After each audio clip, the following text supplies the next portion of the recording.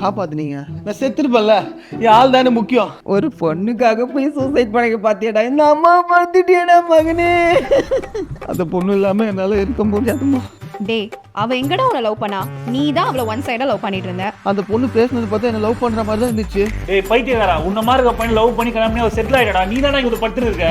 Doctor, என் பையனை நீங்க தான் காப்பாற்றணும் டாக்டர். என் பையனுக்கு நல்ல புத்தி சொல்லுங்க டாக்டர். தம்பி, இந்த வாட்டி நீங்கள் போயிச்சிட்டீங்க, ஏதோ உங்கள் ஃப்ரெண்ட்ஸ்லாம் இருந்ததுனால.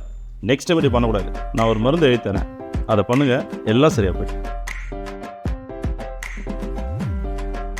என்ன டாக்டர் இது? என்னப்பா அதை கொடுங்க. என்ன டாக்டர் இது? என்னது மௌனம் பேசியதே 3 வாட்டி பார்க்கணுமா? என்னது மௌனம் பேசிட்டு 3 வாட்டி பார்க்கணுமா? ஆமாம், உன் கதையை கேட்டால் அந்த படத்தோட கதை மாதிரி தான் இருக்குது.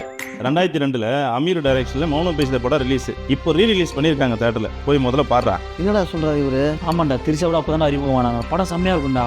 யுவன் சங்கர் ராஜா மியூசிக்லாம் அதுல பயங்கரமா இருக்கும். நம்ம போயிட்டு வைப் பண்ணிட்டு வரலாம். அப்ப நானும் போய் அந்த படத்தை பார்த்துட்டு வந்துடுறேன். உன் ஃபேமிலியோட கூட்டு போய் பாரு, அவ்வளோ வைபாக இருக்கும். 2002ல ரிலீஸ் பண்ண அப்போ எப்படி வைபா இருந்துச்சோ 2026ல ரீ ரிலீஸ் அப்போ அதே வைபோட இருக்கு. எந்த சீனும் தூக்காம படத்தை 20 மினிட்ஸ் ட்ரிம் பண்ணி படத்தை பெர்ஃபெக்ட்டா வச்சிருக்காங்க. 2002ல சூர்யாவை யூத்துக்கு கொண்டு போன படம் மௌனம் பேசியதுதான். அப்புறம் படத்துல ஒரு வல்கர் சீன் கூட இல்ல. செம்ம ஃபேமிலி என்டர்டைன்மெண்ட். படத்தை ஃபேமிலியா பார்க்கலாம். இந்த படம் 90s kit, 2K kit, gen Z கிட்னு எல்லாருக்கும் செட் ஆகும். இந்த படத்துல எல்லா கேரக்டர்ஸ்க்கும் இம்பார்ட்டன்ட் கொடுத்திருக்காங்க. இந்த படத்தை ப்ரொடியூஸ் பண்ணது அபர்ஜித் ஃபிலிம்ஸ். கணேஷ் ரகு தான் இந்த படத்தோட ப்ரொடியூசர். இண்டஸ்ட்ரியில 2 படம் தான் பண்ணிருக்காங்க. இன்னும் அவங்க ப்ரொடக்ஷன்ல 5 படம் வருது. அது மட்டும் இல்லாம எக்ஸ்க்ளூசிவான நியூஸ் என்னன்னா, அமீர் சார் டைரக்ஷன்ல சூர்யாவோட ஆக்டிங்ல ஒரு படம் வரப்போகுது. படம் பழைய படம் மாதிரி இல்லையாடா? தேட்டர்ல பார்க்க அவ்வளவு வைப்பா இருக்கு.